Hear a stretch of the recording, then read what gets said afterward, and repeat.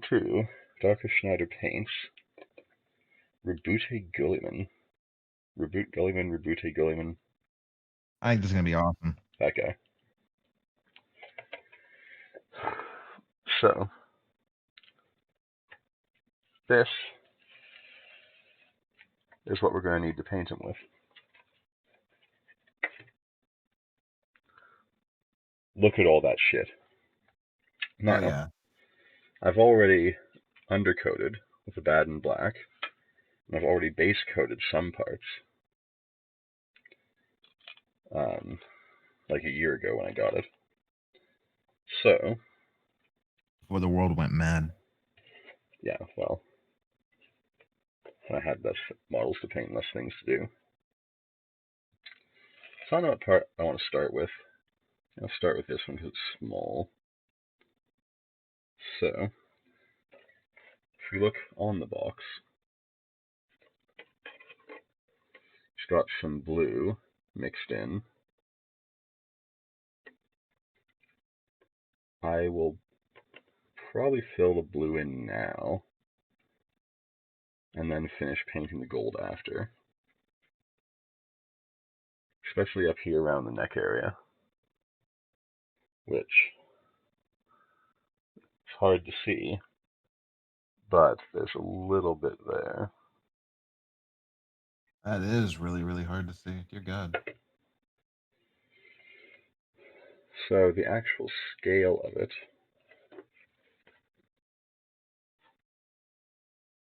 is basically this tiny little line down here. So it won't focus on because it's a twat. It's a shame that webcam doesn't have an autofocus on it. It has a very poor one. So I'm going to get my wet palette, and I'm going to get a 3/0 brush.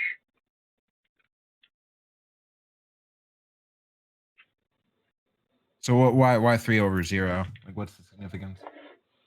So one of the brush sets I have, like many people, I have several.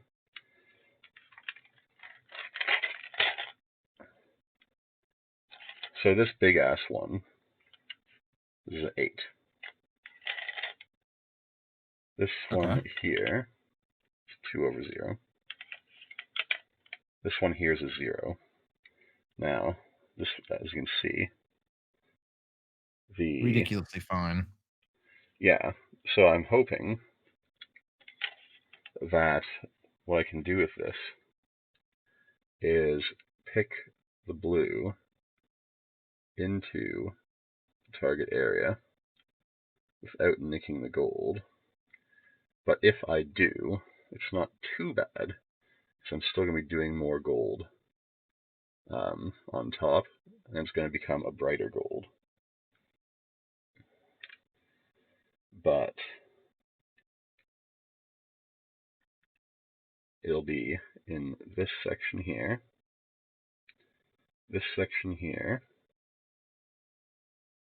in here, here, and here on both sides.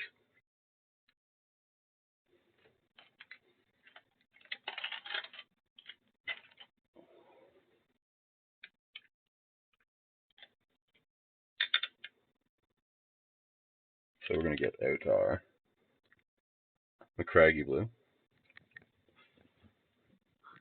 Shake it off camera so no one has a seizure.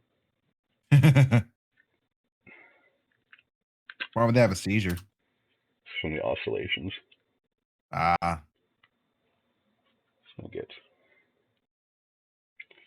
a little bit on the wet palette. We don't need a lot because we're painting a small area with a fine brush.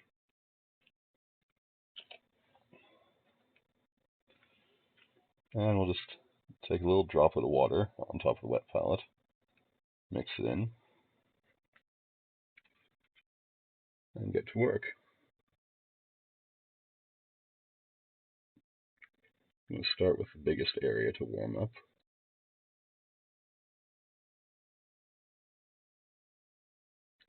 And if I wanted to, I could pull out my device, which I'll take the opportunity to show off. And this allows me to magnify the piece, which from your angle you can't really see, but it also has an LED. So I can really get in there.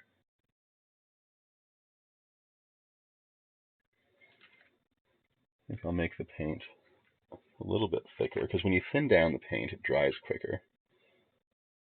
When you add water, it dries faster. The reason is the paint is thinner, and even on a wet palette, it could have this problem.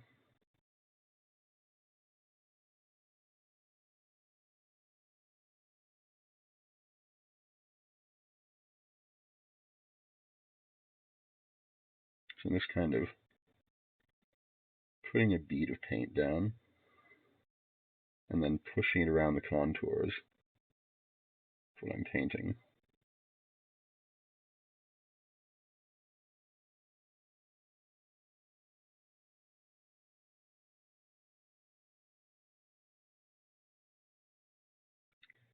And it's not going to be a fast thing. Yeah, like at work never is.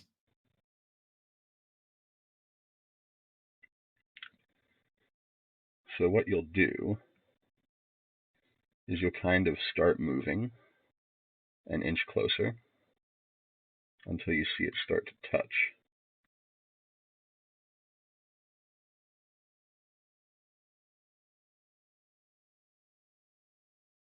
And that's how you'll fill it in without making a big mess. And then it ends up looking like that all the way around.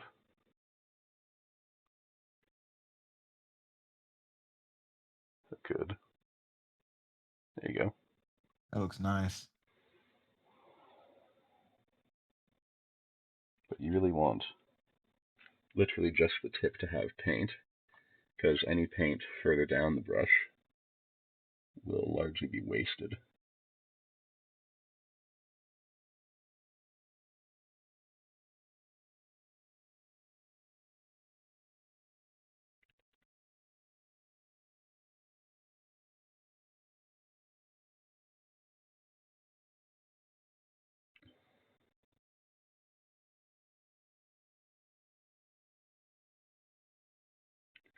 If it goes on a little thin, that's fine. You can always come back and use a second coat to put more paint on. It's very hard to take paint off.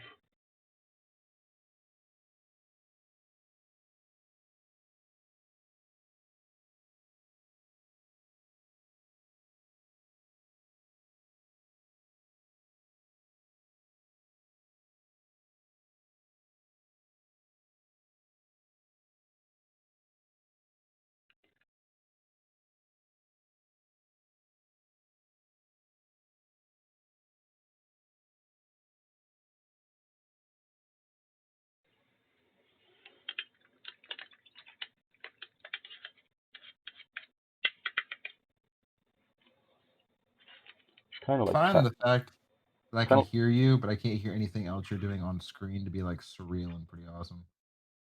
nice. So it's kind of like tattooing, since you're just using the tip of the brush.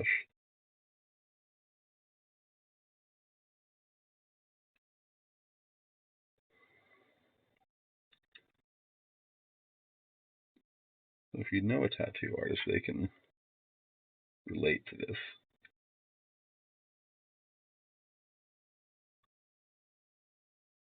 I don't know any, but I've seen it done.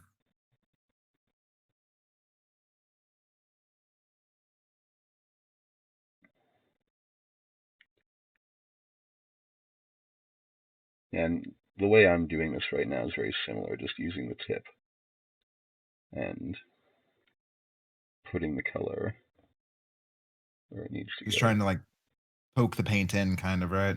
Yeah. So the thing is, if you go over a bit onto the gold, it's not super noticeable. And we're going to do 2 more layers of gold anyway to brighten it up. It's very dark gold right now. But you always put a dark base coat down and work your way to the lighter. So dark color has more coverage.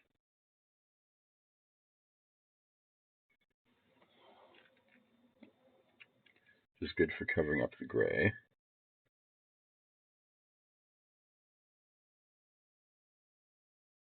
Not undercoated in black. So even if I put a light color on top, it would have looked dark. So it's dark underneath. And layer paints are thinner, so they'll show what's underneath. So that's why I use a dark gold. So that when the layer shows some of the base through, it's gold.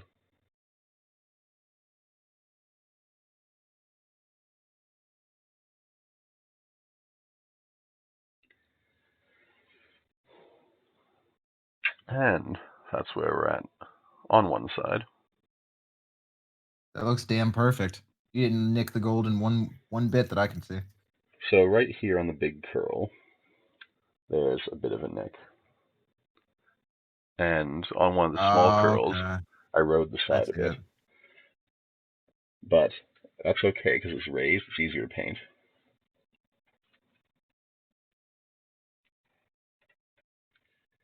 I'm going to do the top of this wing.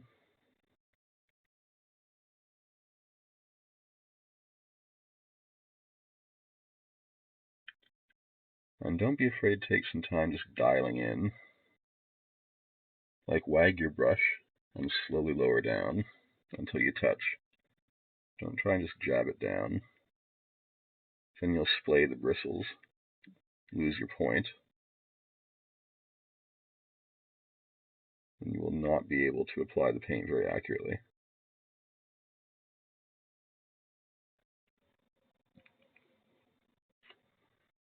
God, proliferate is such a powerful fucking ability.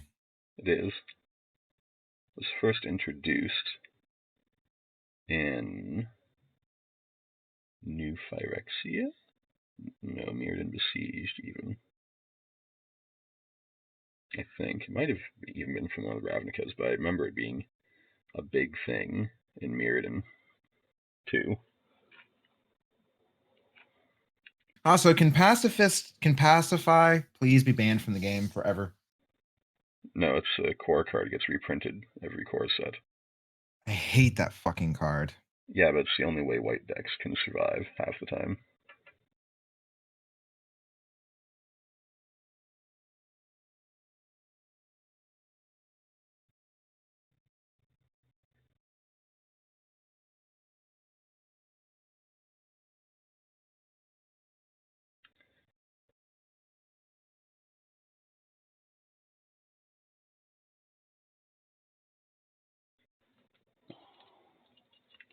Like, so many white decks just die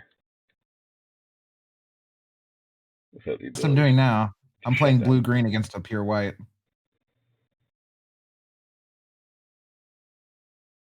Poor bastard. He's in it for the long game.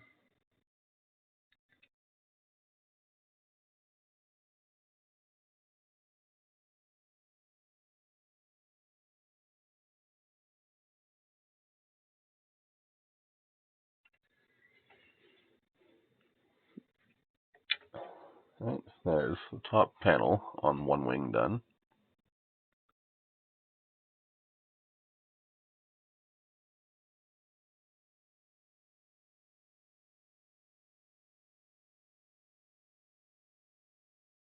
There we go.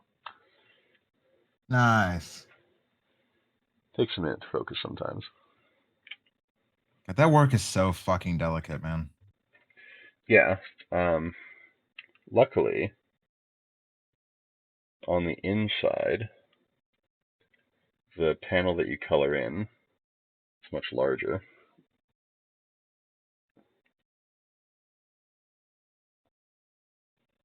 Oh yeah. Should be a hell of a lot better. Yeah.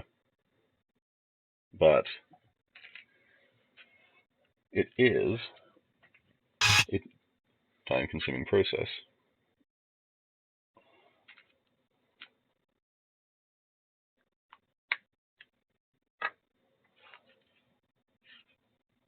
I'm literally just using beads of water on the wet palette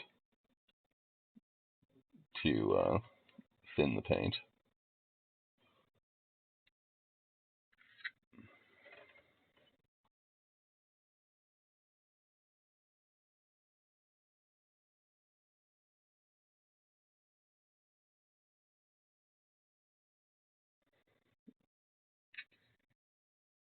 I'll save this part here for last, because it is very difficult.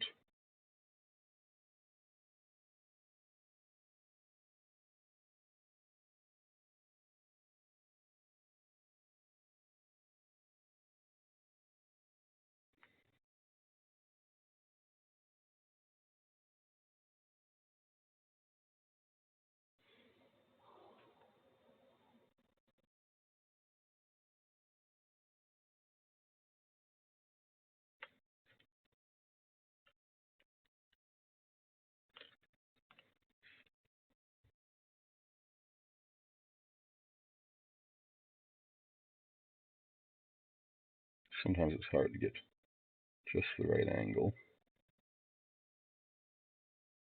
with the light here.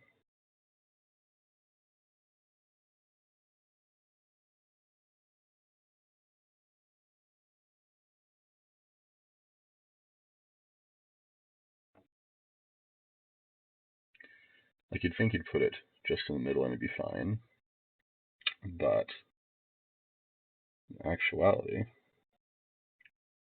it's the angle you're sitting and the angle that the two arms are on, as well as the angle that you're holding it,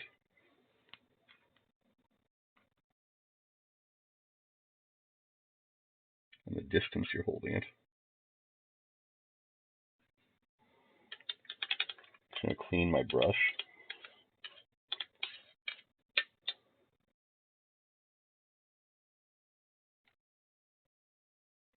Because I'm not getting a good flow.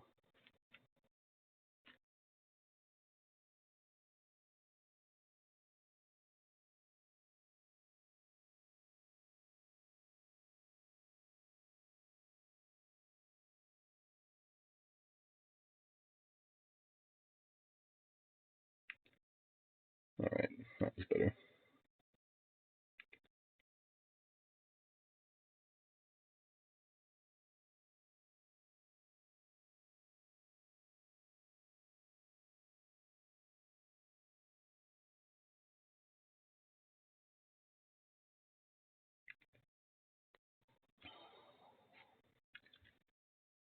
Just coming up to the edge here, very carefully.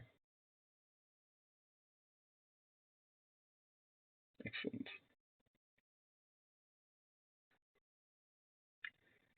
The detail, when it's all the same color, is sometimes hard to see. So when you're doing the first color layer after the base coat, it's sometimes very hard to pick out the detail. There's no definition yet.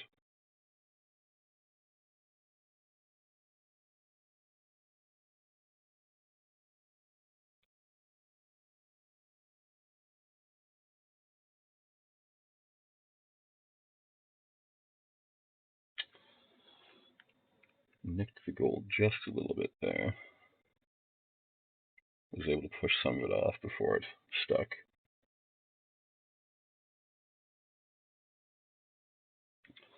And now I'm moving to the other wing.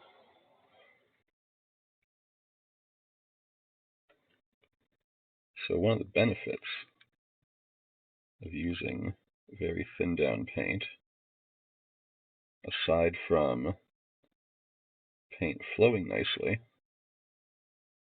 so it dries quickly. So by the time I finish painting this side, the paint will be absolutely dry on the head.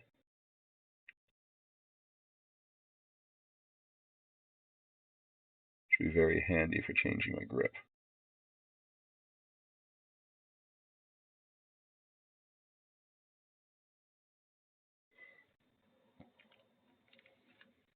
What I find with this brush in particular, it collects a bead of paint right on the tip. That dries and turns into a little ball of hard, dry paint. Not every brush does it, but this is one of the ones that do. And in this case, I'm using it as a little pen tip. I'm back. To really get into all the corners.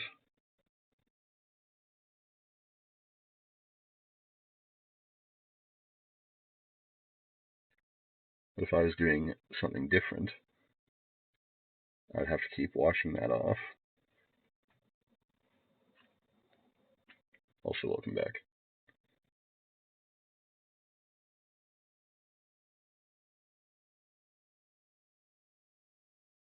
So I think I figured out that issue I was running into. Yes. Well, for my job, we have different servers that stuff's stored on. Yes. Well, I wasn't seeing the error because I was on the only server I'm thinking that didn't have the error, or the other two were thinking might. So we're trying to isolate it and figure out what exactly needs fixed. But that was what that call was about. Okay. Apologies for the loud ringtone, by the way. I just silenced my phone. It's all good. I turned all mine off. So sometimes people want to contact me, but that's too bad. I don't blame you. I have little enough time to work on these projects. Being a so-called essential worker and all. Oh, yeah. Yeah, I'm one of those lucky bastards who gets to work from home. At least until the end of the month. Yeah, then we'll see. I won't be able to work from home after the whole pandemic's over. Assuming it's over by the end of the month. Well, yeah. That's the way it's looking now. So unless we see like a massive spike in the state I live in or whatever, or some other unforeseen circumstance happens. It's the kind of thing, because, so it's not actually called the coronavirus, it is a coronavirus that causes the COVID-19 symptoms. The family coronavirus is responsible for such things as a common cold. If you cannot escape the common cold, you cannot escape COVID. It will become ubiquitous, and everyone will get it. You will be tested. Like, not by the COVID test kit, but like your metal will be tested against this illness. And if you persevere, you'll be immune. And if you don't, you'll be dead. That's pretty much the way of the world right now. You can avoid it for so long, but eventually you have to face the music.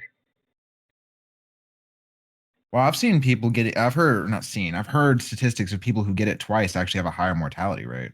Yeah, if you don't become immune to it after the first time, then you actually develop a weakness to it. I suppose the hope is just that the immunity is going to be widespread enough and we don't have people just continuously getting it. Because to my knowledge and all the news reports I've seen, they don't have much understanding of how the whole immunity thing works yet. No. As far as vaccines go, people compare it to the vaccine hope for the AIDS pandemic. That was like 30 years ago. We still don't have a vaccine for AIDS, so it's very possible we'll never have one for COVID.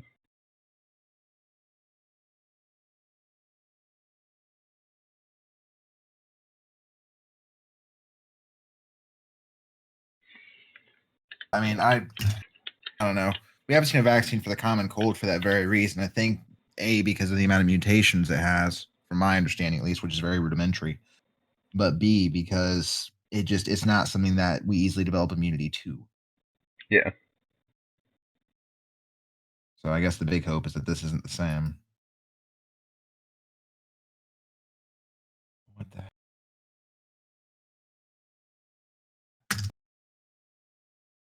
Oh lordy! I love playing tech support. All right, nicked a bit of gold there, but that's okay. Oh my god. Now this part's hard because I can't necessarily see it very well.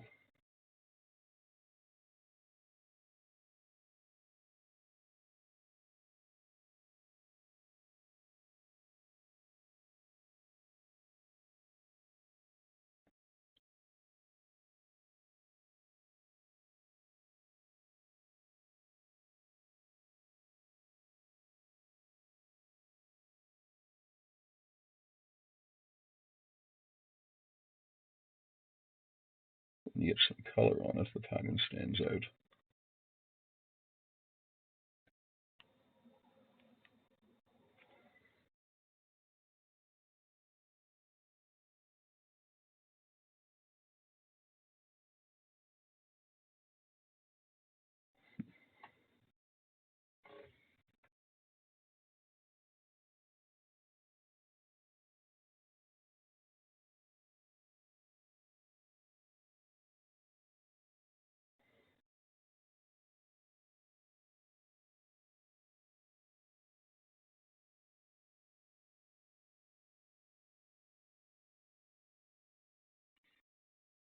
All right, and the other side. So it is perfectly symmetrical.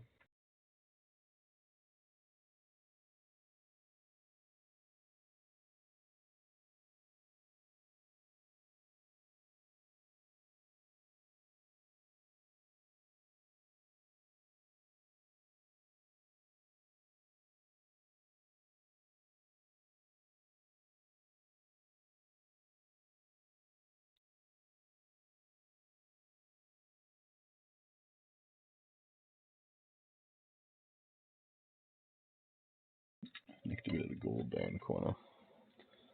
It's another reason you don't want to paint too far at the brush, in case the back end of the brush touches something.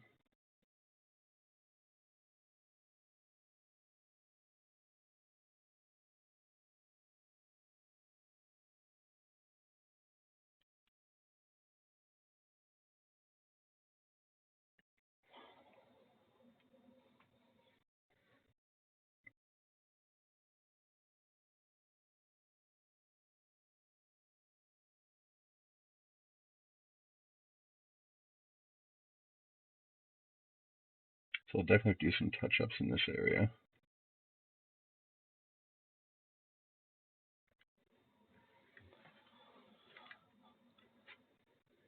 The pattern was hard to see, so I nicked some places.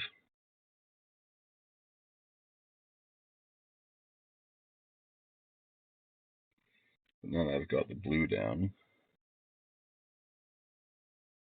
I can see what's supposed to be.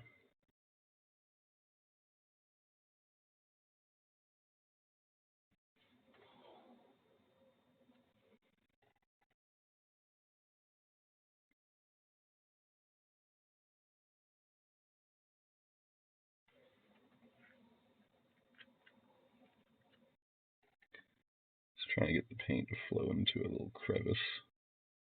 Doesn't want to go.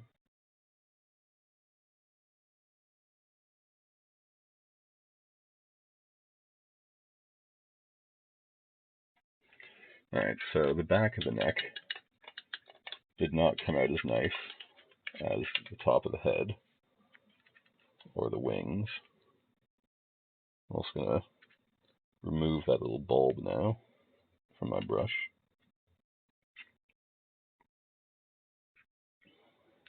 But this is where we are at.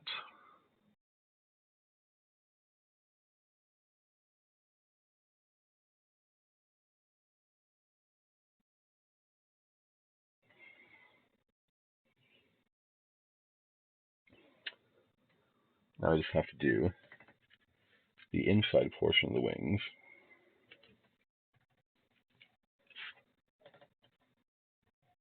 And then move on to the next color.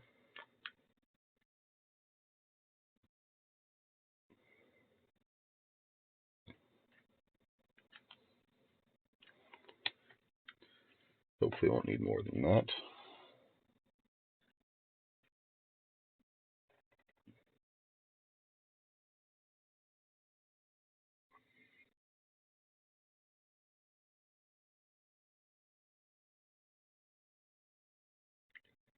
We'll just dive right in.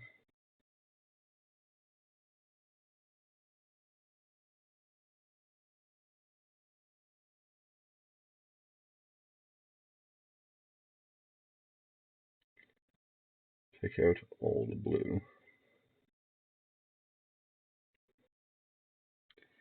And sometimes you turn around the other way to just work it into the corners.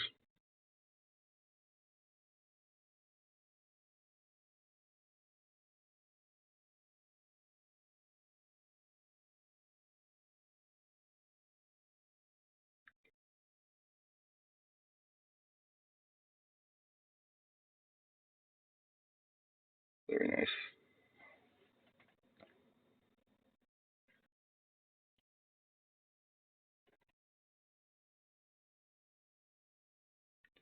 You literally want the paint to run off like ink right now. Just fill these recesses.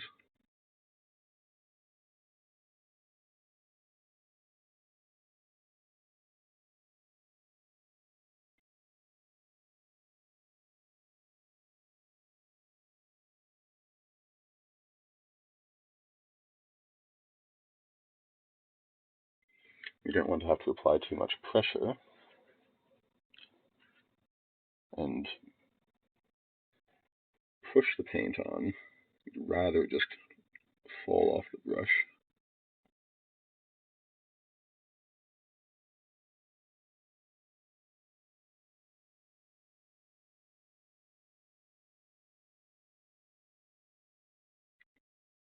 Because if you push on the brush,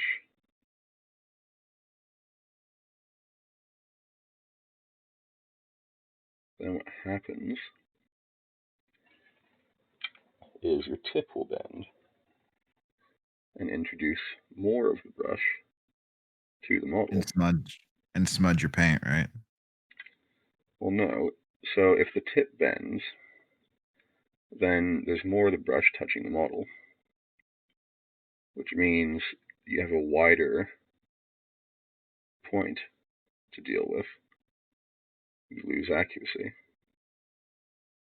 Well, that's what I was trying to say. Like, if it bends, you're going to end up with paint places you didn't initially want it. Like, there's plenty of techniques for turning a brush on its side and using that. But in this specific case, it's not what we're after.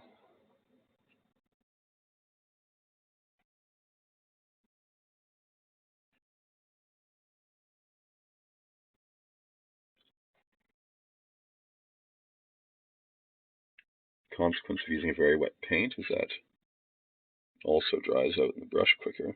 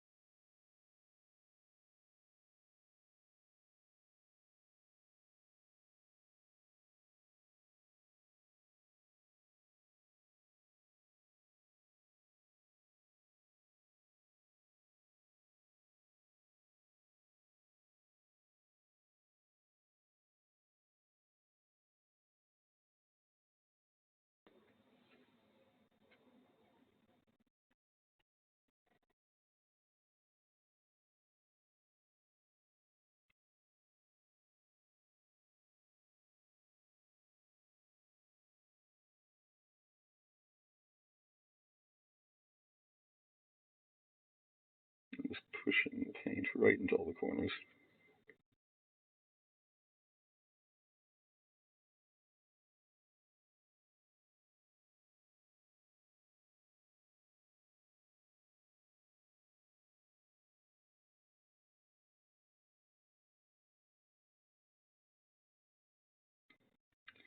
Now painting a surface curved inwards is its own kind of challenge. So I did nick a few places. Once again, we'll fix it up when we finish the gold.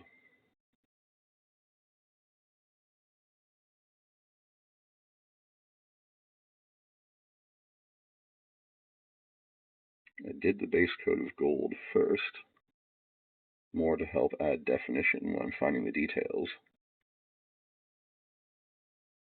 and to actually start the gold. And there are two ways to paint this entire model. The first way is to take a gold spray from Games Workshop or whatever other company you prefer, and spray the entire model gold and fill in the blue, like I'm doing here. The other way is to paint it blue and do the gold detail, which I felt for the main body would be the better choice.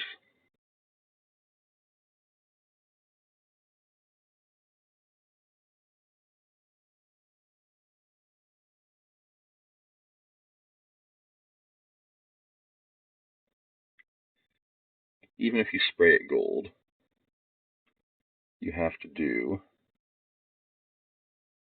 all the blue first.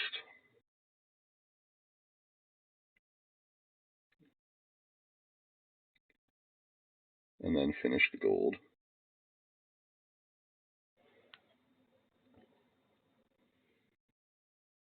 That's just the nature of the beast.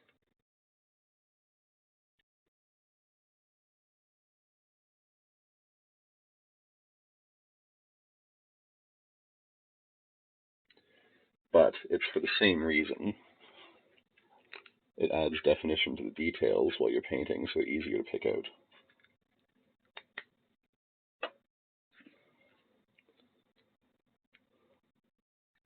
Sometimes the Citadel pots like to spit paint at you, so always check your hand after opening one.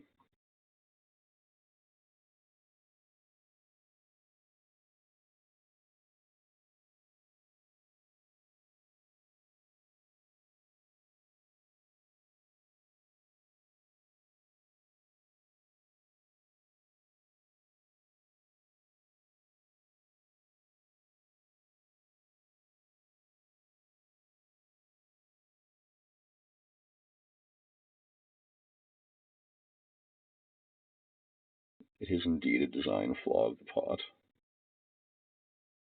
but I don't really need to get into that can of worms here because it's well discussed in other places.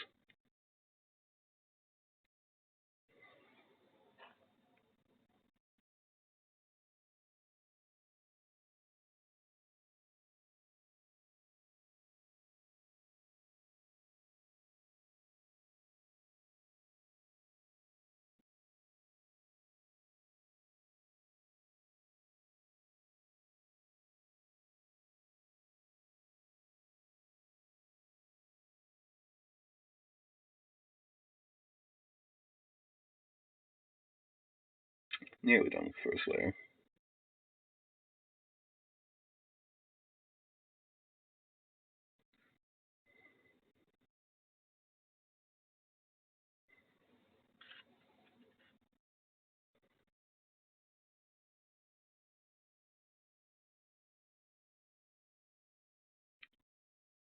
So far this side is turning out a lot better than the other side. Partially because I've had practice doing the other side already, and partially because I feel that this side came out of the mold better. It's a lot easier to follow the lines.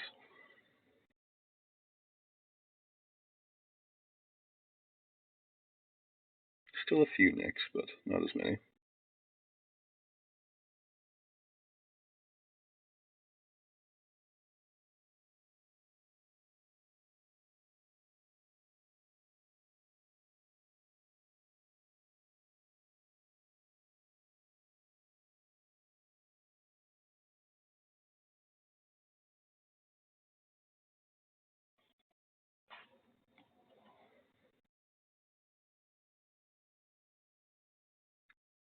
Just remember, the one thing you should never do is go back and touch up the gold while you're still painting blue, because you're just going to nick it again.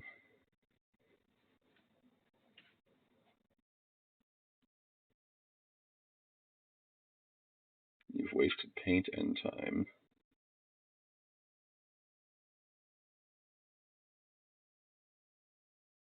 What you absolutely can do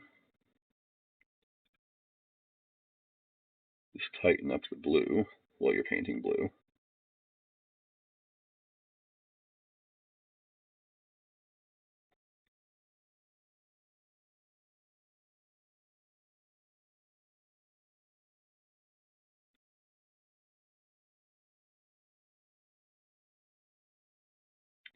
So still in McCraggy blue, there's somewhere that looks thin or doesn't go all the way to the edge.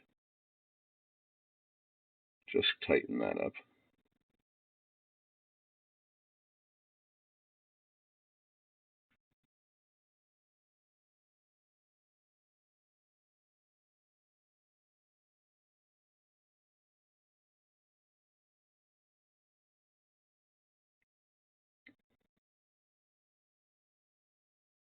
Just giving the piece a quick once over.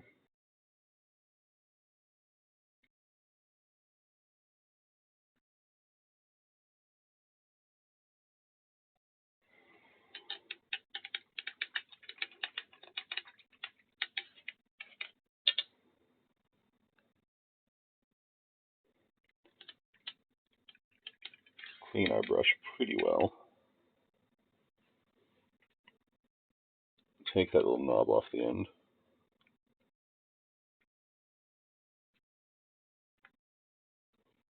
And I flick my brush sometimes onto the wet palette so I can keep the drops going.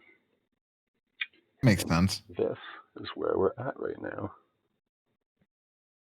That looks awesome, man. Unless I was looking really close up, I'd be hard pressed to see any of those so-called flaws. Well, especially on the inside, the little tendrils of gold are very fine, and because I was using a wet ball of paint and pushing it around, it went up the sides of some of them. And even without the magnifier, I can see that on this side, the blue didn't quite go all the way in, but that's fine, because this part sits on his back, so you can't see it very well, especially on the inside. So that's Craggy Blue done for that part. Now we're going to do Drakenhof Nightshade. So for this one, we're going to take it right out of the pot with the same brush, because we don't want to get any on the gold. It's going to load up quite a lot, and then kind of clear the brush on the side.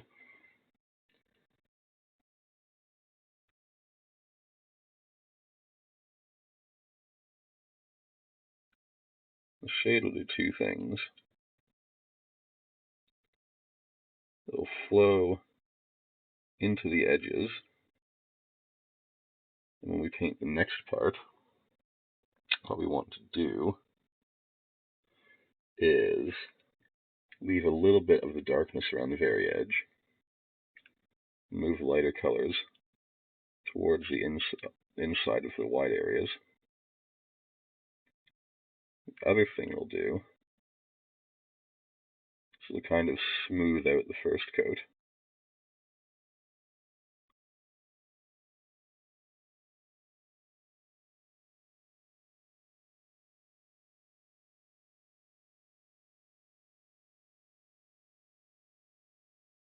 So we want relatively a lot, but not so much that pools anywhere.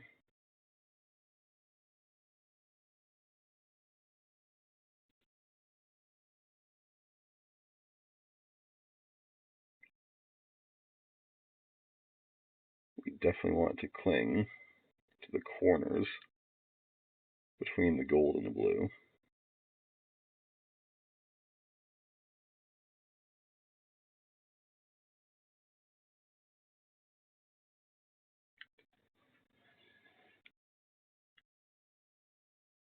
The shades are very wet, so we'll have to give this at least 10 minutes to dry, maybe even 20.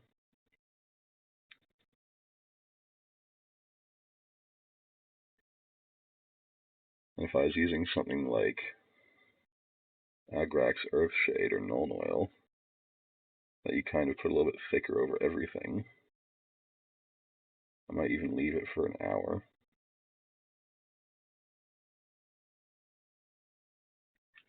But since this is a targeted shading, I'm not using nearly as much as I would if I was doing an all-over shade. 10 to 20 minutes should be plenty.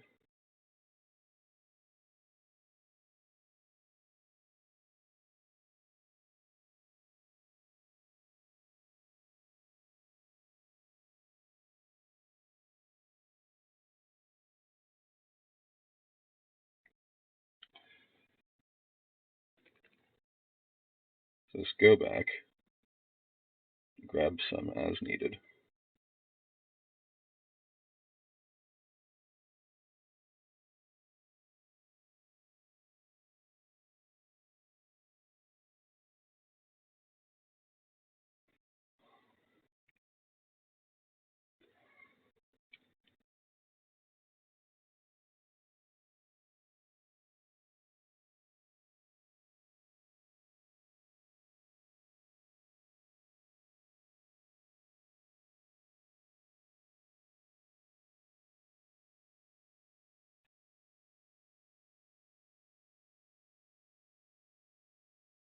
And it will darken down the craggy blue ever so slightly.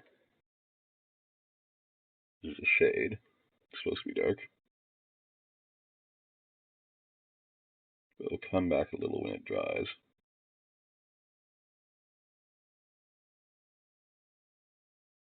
We'll be painting over the main areas in Kalgar blue anyway.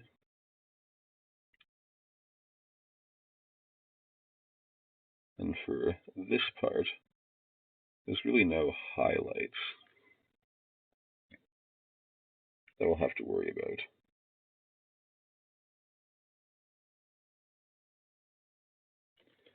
So we won't need to go over with Fenrisian Grey for any edges, because it's a recess, there are no edges for the blue.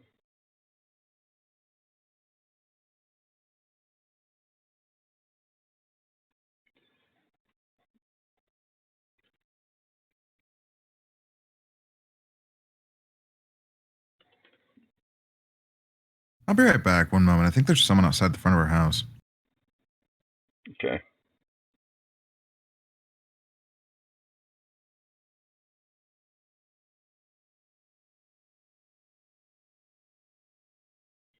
They're Americans, so that could be a problem.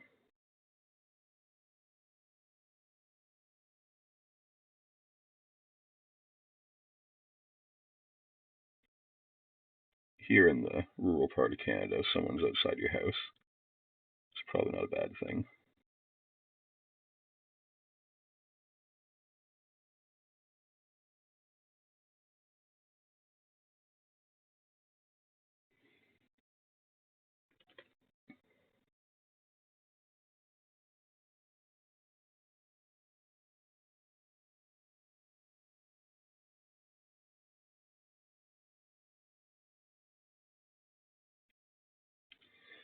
Alright.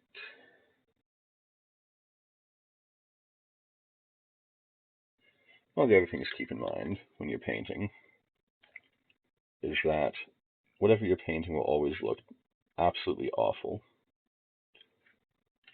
until the very last brush stroke.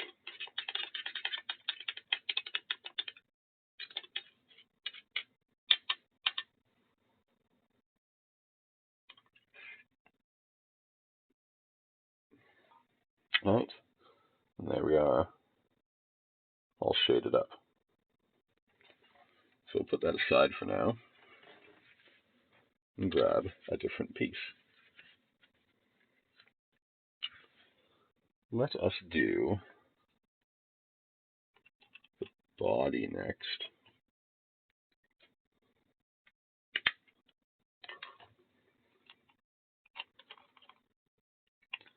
So I'll put all the rest of these bits aside. We're going to paint both heads.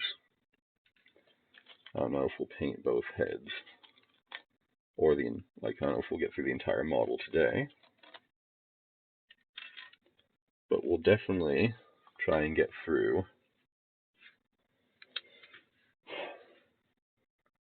at least the eagle, possibly the torso, and maybe the legs.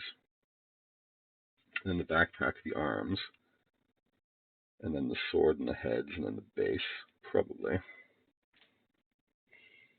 So this already has a coat of craggy blue.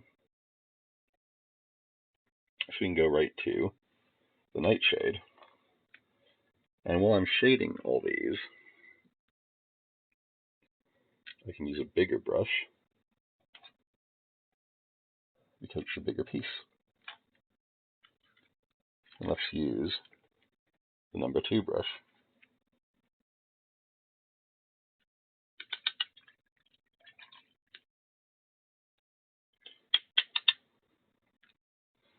Now, with this brush, I'm going to try to only shade the parts that are going to be blue armor.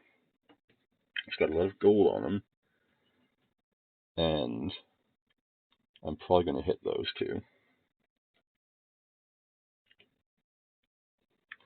So let's, which way? I think the front of the box is slightly better.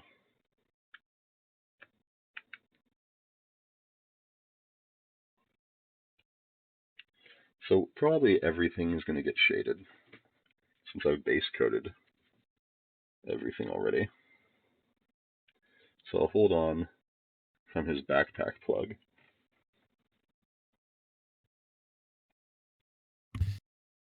Whew. All right, that's dealt with. It was just someone I didn't know was coming by to fertilize the yard.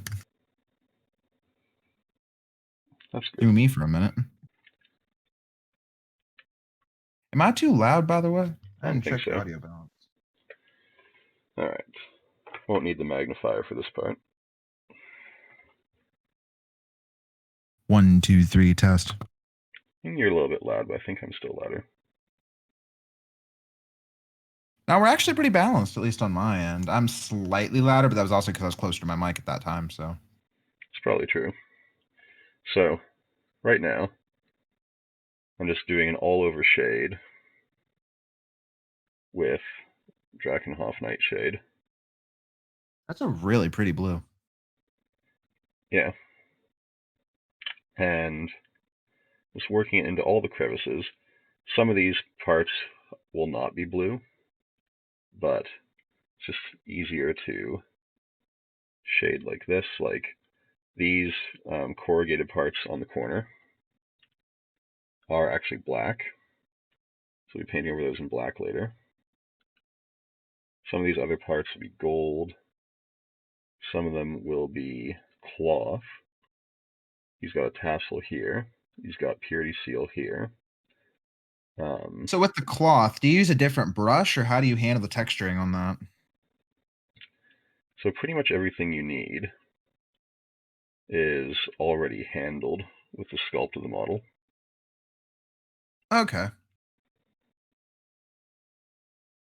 Also, just for the meme, I'm playing a round of Magic real quick while I'm in between cases, and the guy I'm facing off against is literally named Harambe.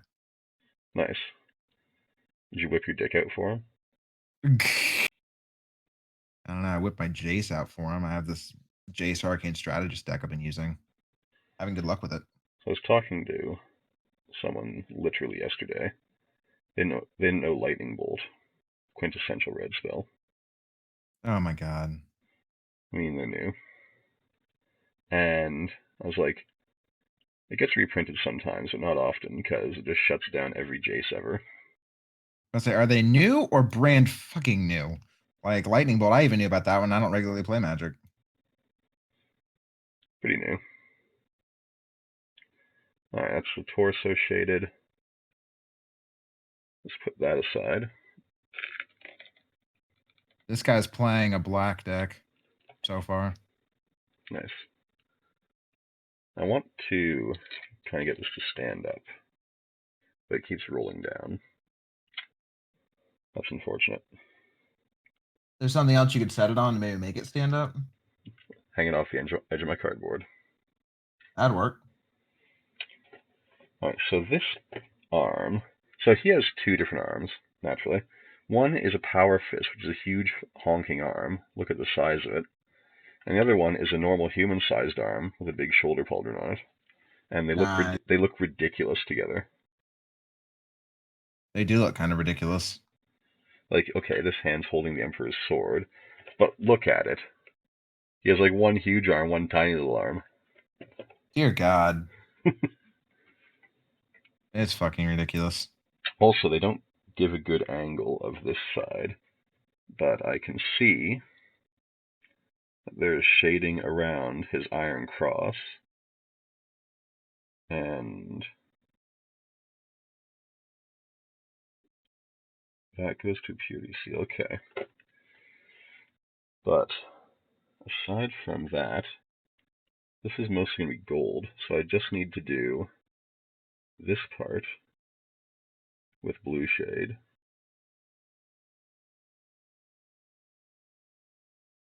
We'll just get that worked in.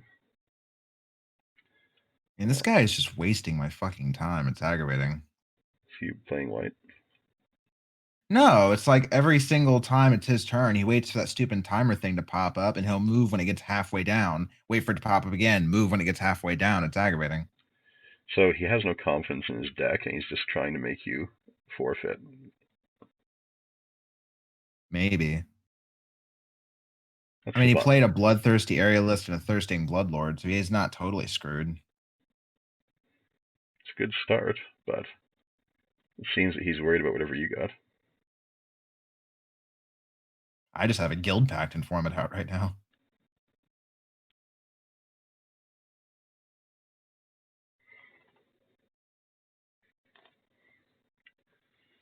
Alright, now for the Power Fist, this is much bluer.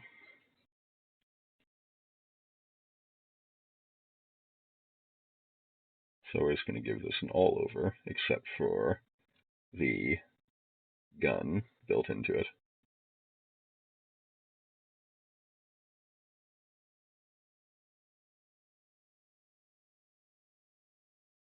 Which will give me a good place to hold it from.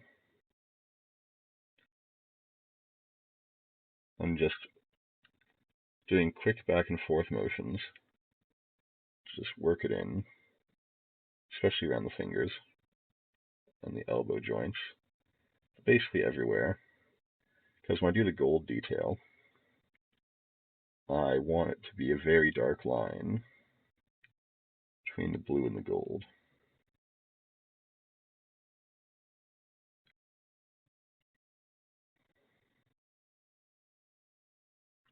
Keep in mind that like a lot of the joints too, it's going to be painted over again in black anyway. Because their power armor joints have like corrugated black tubing to protect them at the joint. It's probably metal, who knows. Just going to get in between the fingers.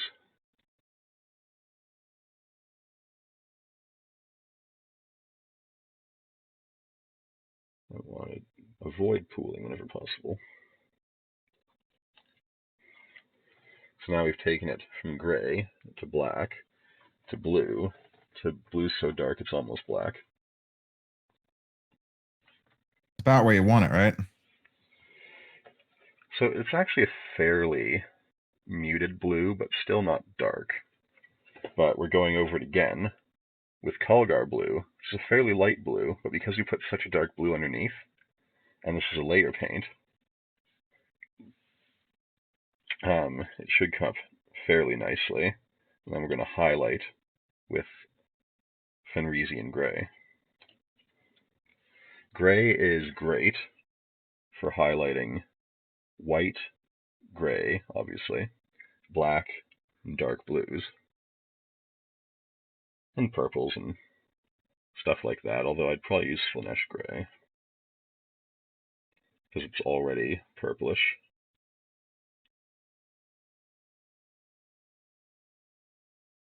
Just work the shade in to everywhere.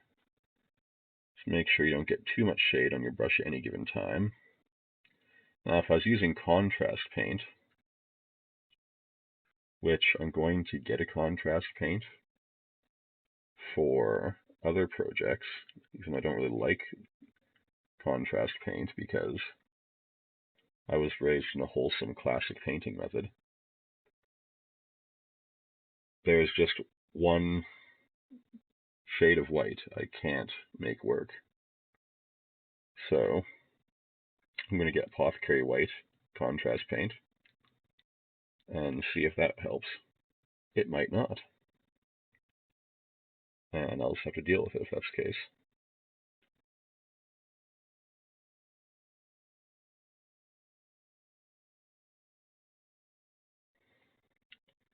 But that particular brand of off-white is just not my bag.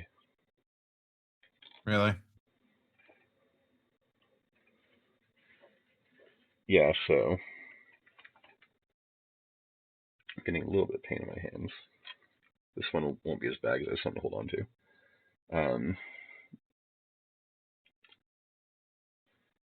You do gray, then use a thin white. I just like to poke my pieces that I've shaded so they don't stick to the surface.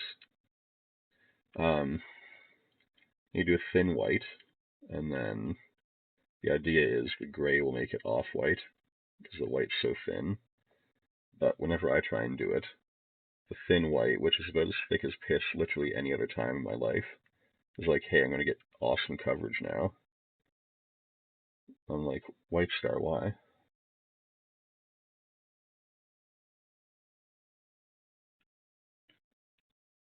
Oh, shit.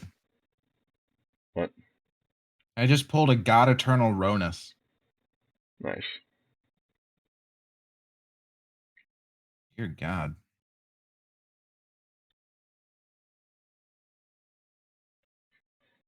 Alright. The backpack, which I can hold on to by this ammo here. Backpack is pretty blue, so we'll do an almost all over shade.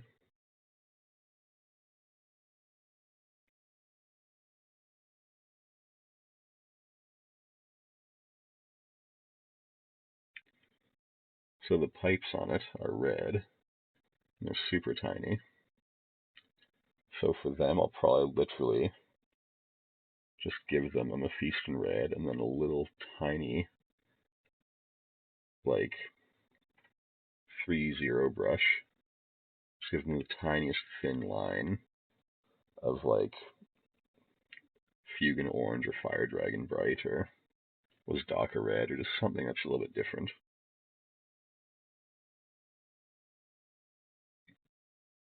This card is fucking rude. Yeah. Captive Audience. Okay. Black, red, captive audience enters the battlefield under the control of an opponent of your choice. At the beginning of your upkeep, choose one that hasn't been chosen. Your life total becomes 4. Discard your hand. Each opponent creates 5 2/2 black zombie creature tokens. It's pretty good. And it's a 5, 1 black, 1 red drop. So it's late game, but dear God, that's rude. Yeah, you can take a life gain deck and just tell it to go fuck itself. I mean, That is an awesome card. I actually used the family friendly tag, so it can't go F itself. It can go bugger Go to hell. itself. This is awesome. You see, as the shade dries, gives us a little bit of a gloss and fills in the detail very well. And here on the Emperor's sword, there's Guilliman's tiny little hand. Look at how small that hand is compared to the Power Fist. That hand is tiny. That's his real life hand. Oz just pulled another mythic. I wish I had this good of luck in real life. Yeah, I think the mythic rate's higher because the number of cards in the pack is smaller. I pulled the Royal Scions, Legendary Planeswalker. Oh, not bad. Will Rowan. 1 blue, 1 red, +1 draw a card, then discard a card. +1 target creature gains +2/+0 and gains first strike and trample till end of turn. -8, draw 4 cards. When you do, the Royal Scions deal damage to any target equal to the number of cards in your hand. And finally, his helmeted head.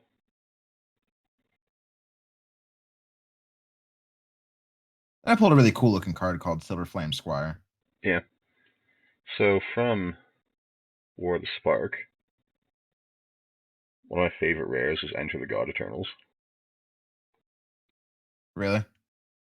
It's 5 mana in blue and black, and you deal 4 damage to a creature. Your opponent loses 4 life, mills 4 cards, and then you amass 4. Nice. So it's only good for an amass deck, but I like amass. I think I'm beginning to figure out that another favorite color combination of mine is blue-green. It's wonky, but it's pretty decent. Well, you get the power of green and you get the control of blue. It's awesome. Yeah. Also, I just drew the most trash hand known to mankind. And that one's worse. Sometimes you get that. I'm just going to have to risk it. It's a shame, too, because I drew Bioessence Hydra. I love this card. Sometimes you just gotta be like that. Yeah. Alright, Oh, quickly well. clean my fingers so that I don't transfer Drakenhof Nightshade onto the next piece.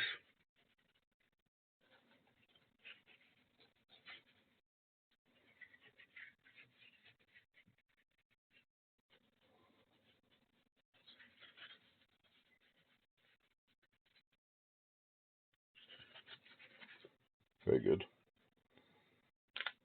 Alright. Back to our free zero detail brush.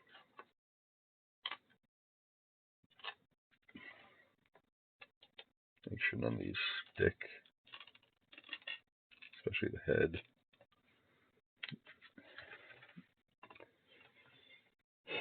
And this seems like it's dried. So we're going to move on to our Calgar Blue. And the reason I roll it in my hands like this is I haven't used it in a while. So it's a little bit dusty on the outside. I don't want to dust on the paint.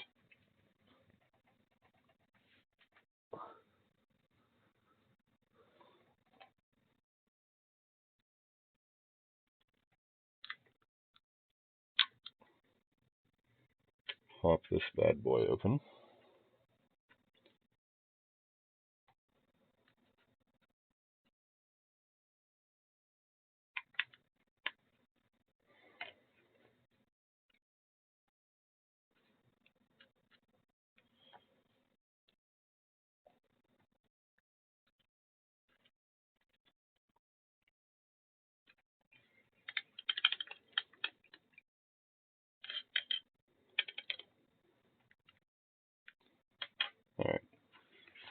found some more paint on my nails, so excuse me for a moment while I clean those off.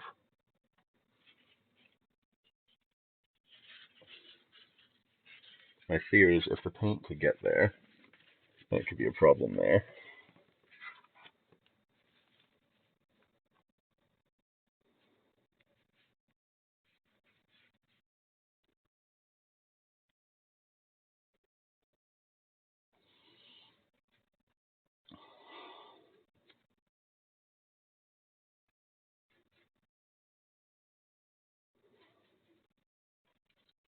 Oh my god, it will not come off my nails.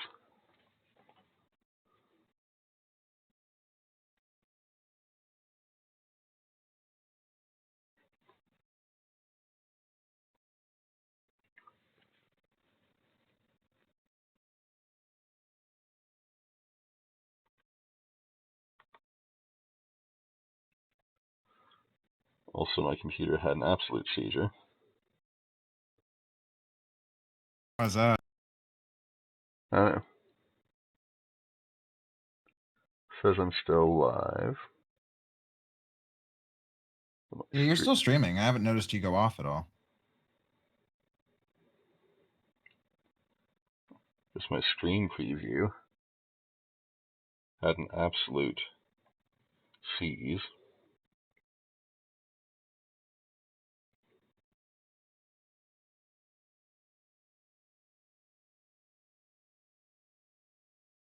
Seems to be better now. I think I just won against this red deck, red white. Yeah. Do tell. So they were playing, and I don't know if they drew a shit hand or drew a land or whatever. And they got some goblin tokens out and played Mask of Immolation. Right. Well, I ended up managing to get Merfolk Skydiver out and proliferate up to 3/3, and then I got a Bloom Hawk I drew. I just drew another one, actually. Huh. Interesting. And this guy just couldn't handle it. That feeling when you manage to rush down a red deck. Indeed.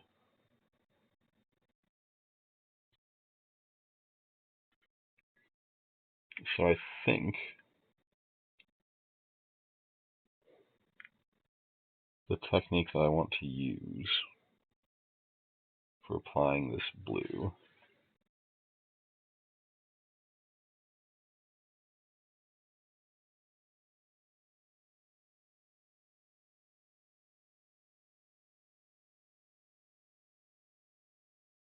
I'm going to use it more as a highlight instead of a layer. So I've been looking at the box while I was cleaning my hands. You could also dry brush it.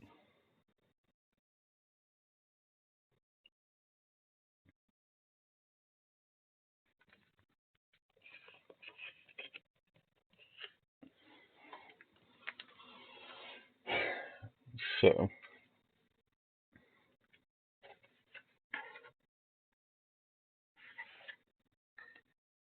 it is a little darker. I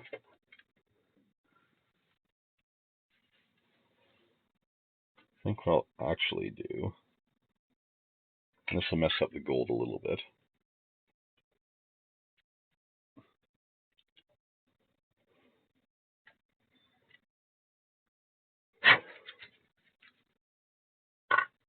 Unless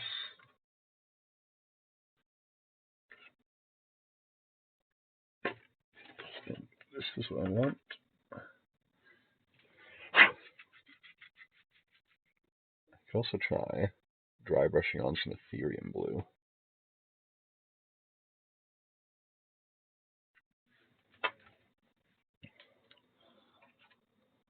Let's just put a little bit of Talgar on the inside of this one, see what I think.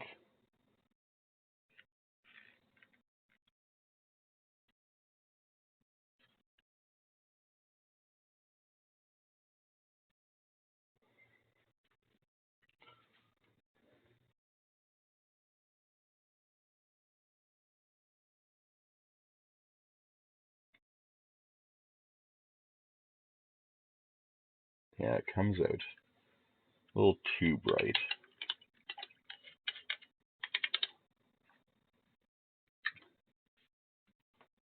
What if I went back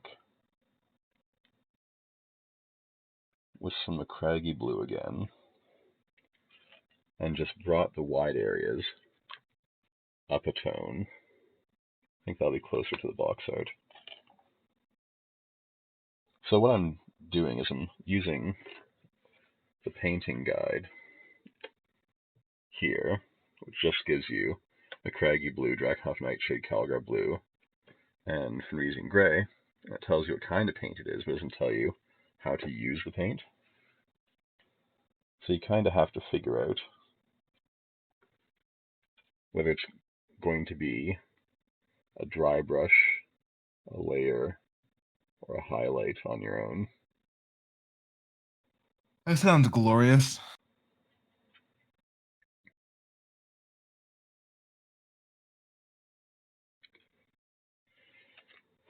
Now, does the Macragge blue on top of the Nightshade make a whole hell of a lot of difference?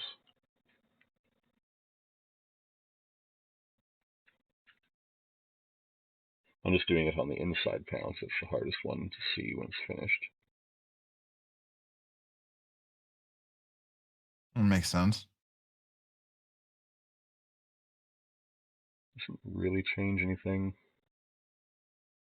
This guy's playing a Rakdos deck.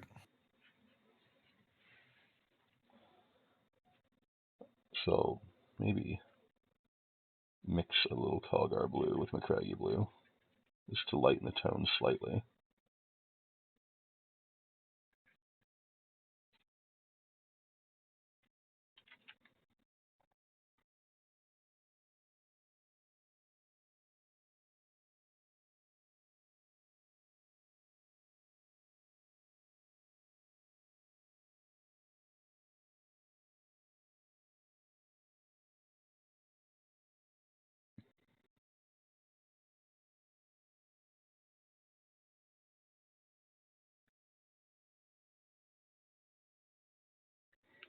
Doesn't really change that much.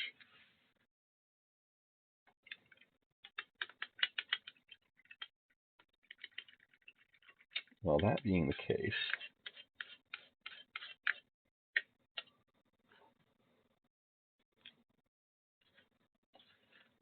because yeah, the Calgar is just too bright. So I'm guessing it's going to be a strictly edge highlight. Let's grab a leg and a dry brush. Let's see Just how don't that break goes. it. I might. Break a leg. Get it? Yeah, that's what you do when you start a show. Break all the legs. So I want my small dry brush. This is this one.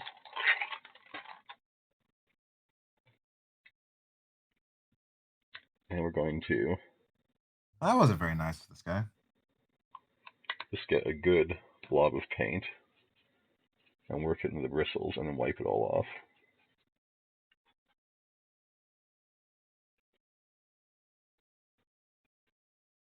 So I make sure I get good penetration. Lol.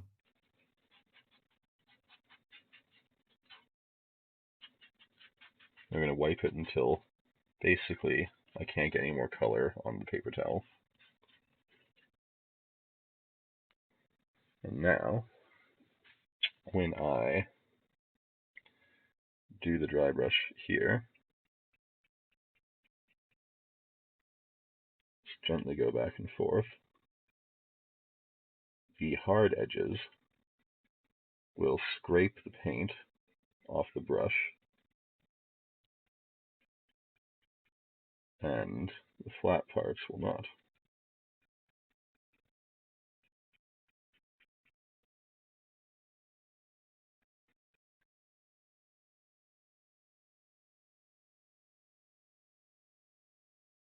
I'm just going to dry brush the whole thing, even the parts that are gold, because I'm going to paint over it later.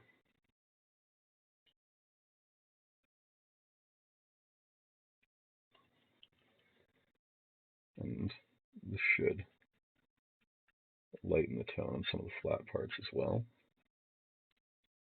Just because when the bristles flick after hitting a corner, they should spray ever so slightly.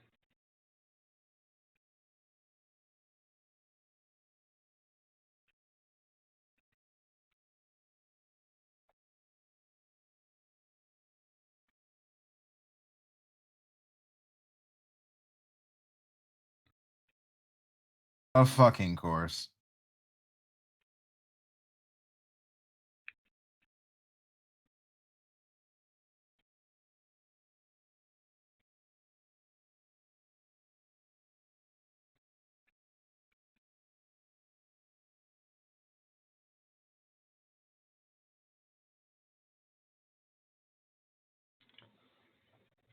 Actually, I'll just grab another little dab here. I want to go straight up and down and push it deep into the bristles and wipe it out.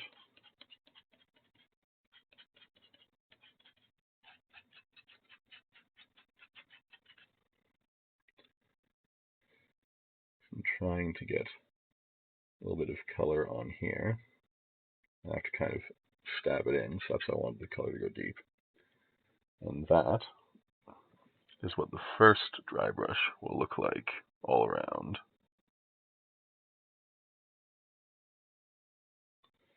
Not too much definition yet, Barely any.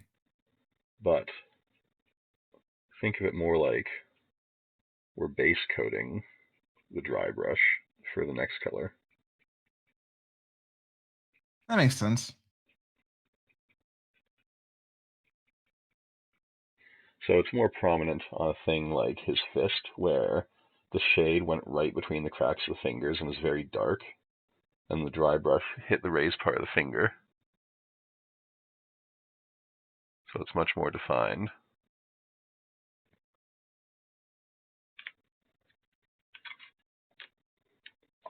But on a piece with wide plates, it's not as prominent as with little details like that, because the wide plates don't attract the dry brush.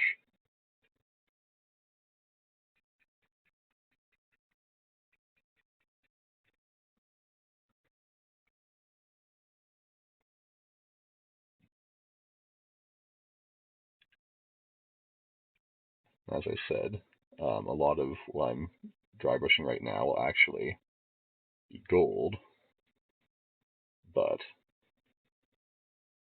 I don't want to miss any of the parts that are blue. And the Of course. big open plates will get ever so slightly brightened up in tone.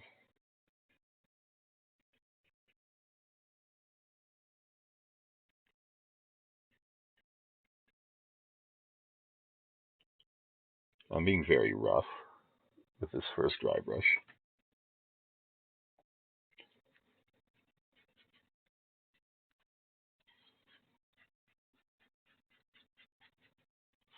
Like, I don't know if the camera shakes when I'm doing this, but I'm definitely causing tremors in the desk. Nope. No camera shake. No, I'm not seeing any. Excellent. So I'm definitely rattling things in the desk with the force I'm applying here. I think I got a new favorite common card. Yeah. Pollen Bright Druid. It's pretty good. It's cheap. You can get a 1/1 counter or proliferate. It's pretty awesome. Comes out as a 2/2 if you want it to. Yeah, so the next leg went a little bit heavier,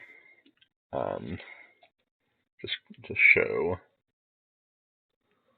Really, the How? guy's gonna start the match off by playing a shock. Might as well. What a dick. Sorry, I didn't mean to cut you off. My mistake.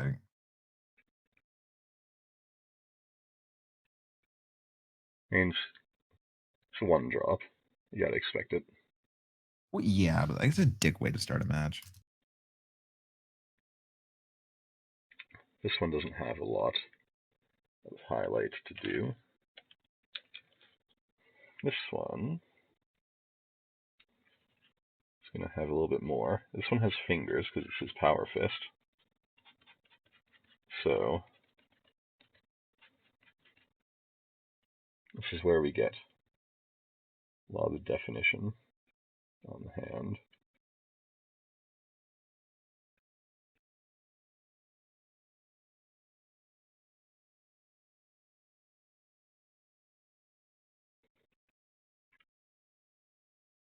I'm just doing everything so I don't miss a spot on the blue, and also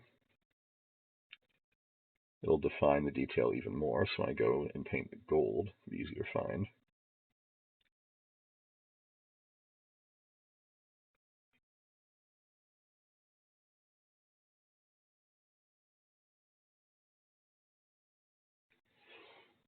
Alright, and the fingers really come out. Dear Lord, you can see every little joint on them. Yeah, so the shade flows into the joints, and then the dry brush, because it's lighter, brings it out. Now we only really want the edges dry brushed, but with things like fingers, because they stick up quite a bit, they end up lighter. But it makes sense because they have more wear and tear. Well, yeah.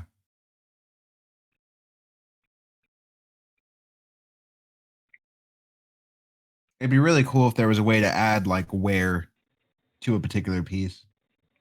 Dry brushing is the basis of adding weathering. Because having like a really weathered, beat the hell up like Space Marine would be really fucking cool. Yeah, I don't know what chapter it would be, because largely they would frown upon taking such poor care of your gear. So I'm just trying to get the belt here. The corrugated black parts pick up the dry brush very well.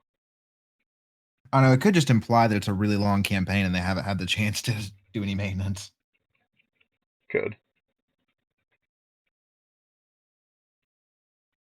So I'm paying extra attention to where every plate ends. The edges of the plates should be highlighted. And the neck too.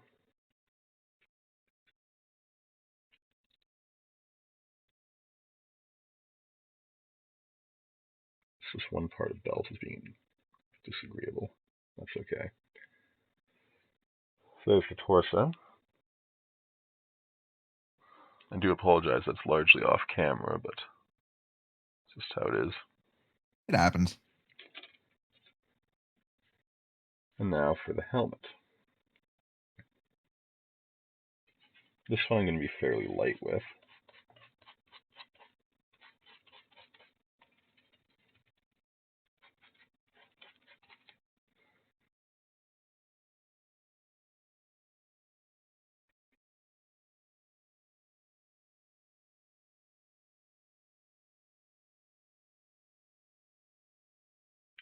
I do prefer dry brushing whenever possible as opposed to edge highlighting.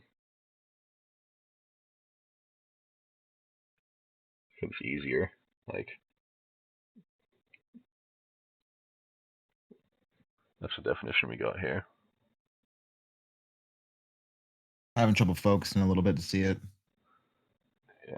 There we go. Nice. Is that the head or? Yeah.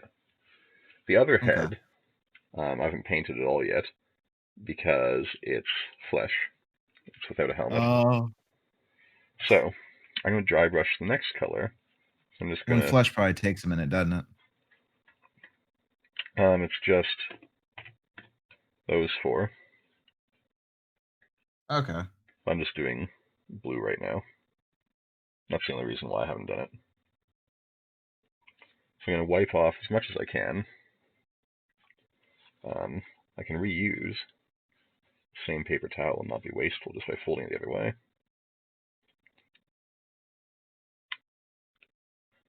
We're going to open up the Fenrisian gray.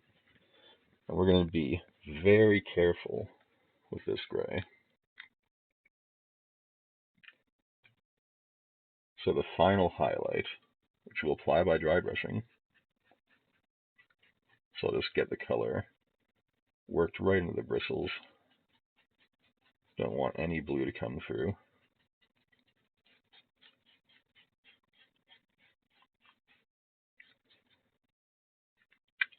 Then we will just rub it out. I'm actually going to grab a fresh paper towel after all, because that one is ever so slightly wet. Does this pants say totally awesome? Yes. Oh my fucking god. Nice. I got them from Walmart. Just before This guy Christmas. also just lost. You lost the game, so do you. Erratic Cyclops. Interesting. Alright, so you've wiped off just about every trace of paint. And I'm not gonna push on this one, I'm just gonna let it slide.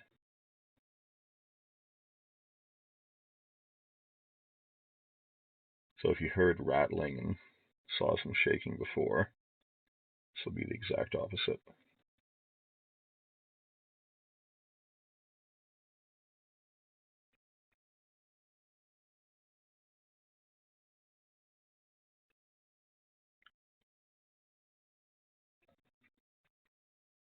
Now that leg in particular doesn't really show it very well.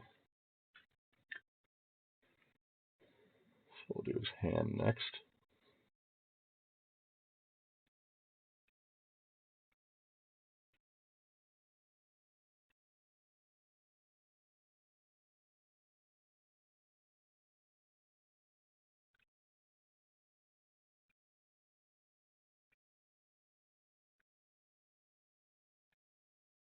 And it's just a very subtle difference from before.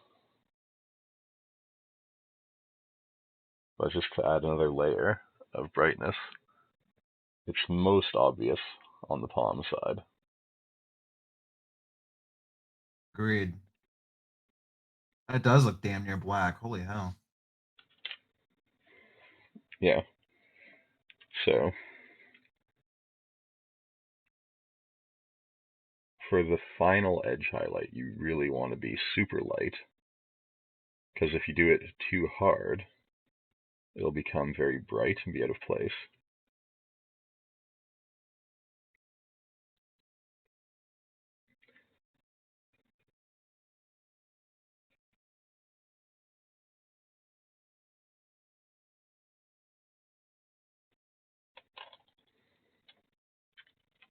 Do here next.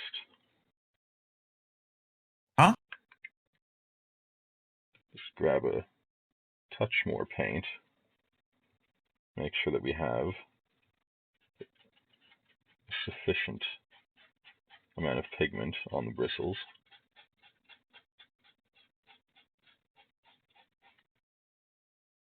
And the fingers, we're just gonna very lightly go across.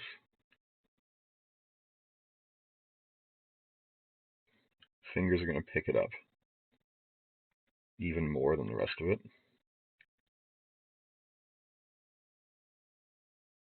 So be very careful with them.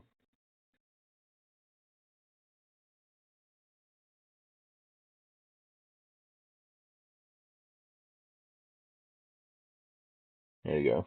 You can see both joints. You can see like both sides of the knuckle plate now. Oh yeah. I'm amazed at how good the fucking engraving looks in the gauntlet too. Yeah, they spare no detail at Games Workshop. And rightly so, as this model was $90 when it came out. I think it's down to 70 now.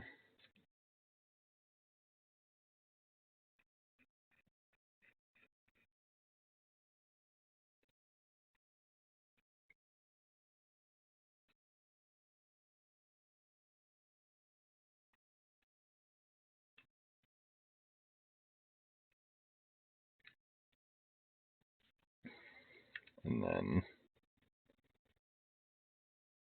he came out with Abaddon the Despoiler, which was the Black Legion version of Guilliman. So he had his sword and everything. And on his base was a dead Space Marine, whereas in Guilliman's base is a defeated Chaos Space Marine. Just want to get a little bit more worked into here. Look at how the detail pops in the chest. A lot of that's going to be gold, but that's gonna look ornate as fuck. Yeah, but now I can really see where I have to paint gold. Oh yeah.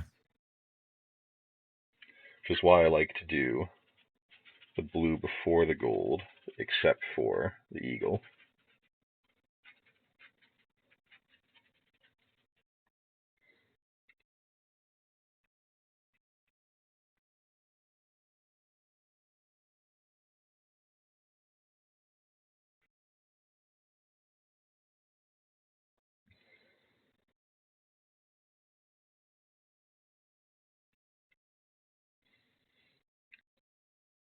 Backpack.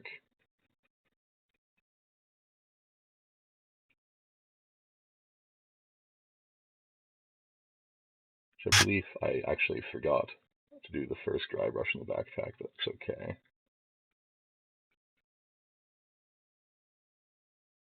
So I can just do this one a little thicker.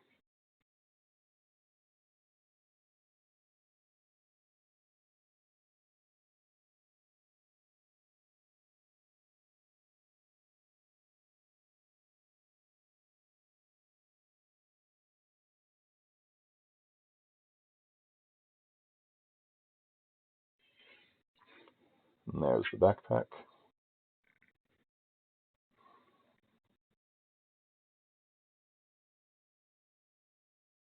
See if I can get some light on it.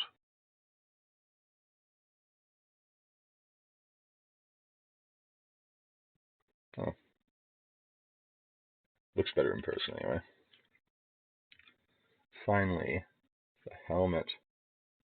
Literally, just the lightest dry brush.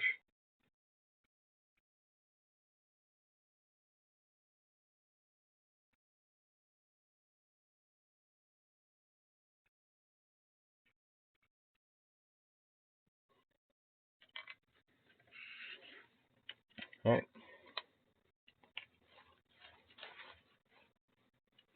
I'm going to really clean the brush now that I'm done using it. There's all kinds of surfaces on the inside to kind of help knock stuff off the brush.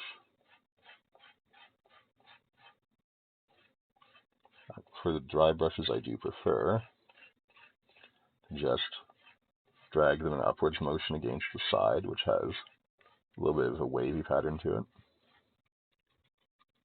And then just kind of go across the tray in the bottom a bit.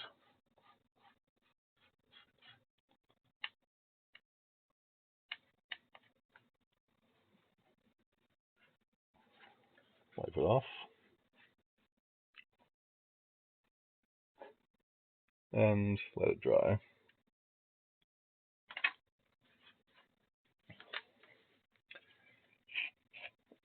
Alright, so armor is done. but you always keep the paint handy for touch-ups. Now we're going to do the gold.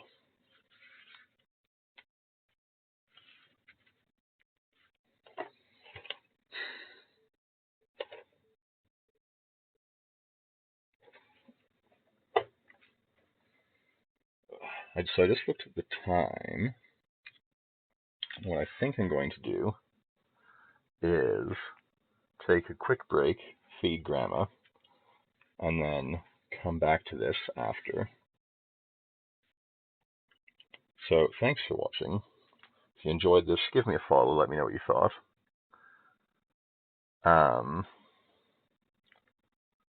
Follow and subscribe if you're affluent. And I'm going to take a quick break and come right back. Bye for now.